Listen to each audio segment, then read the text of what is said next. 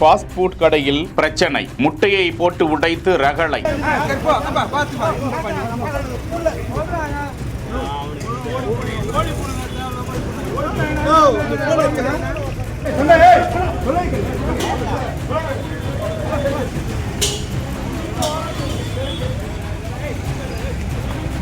சென்னை திருவொற்றியூர் சாத்துமா நகரில் இயங்கி வரும் தனியார் துரித உணவக கடையில் இரவு நேரத்தில் 2 நபர்கள் அந்த கடைக்கு வந்து அங்கு அடுக்கி வைக்கப்பட்டிருந்த முட்டைகளை எடுத்து உடைத்ததாக கடைக்காரர்களுக்கும் அவர்களுக்கும் இடையே கடுமையான வாக்குவாதம் ஏற்பட்டிருக்கிறது. அவர்கள் ரகளையில் ஈடுபட்டதால் இதுகுறித்து காவல்துறையினருக்கு தகவல் அளிக்க விரைந்து வந்த காவல்துறையினர் விசாரணை மேற்கொண்டு அந்த 2 நபர்களையும் காவல் நிலையத்திற்கு அழைத்து சென்றிருக்கிறார்கள். இந்த பிரச்சனை குறித்த காணொளி வெளியாகி இருக்கிறது.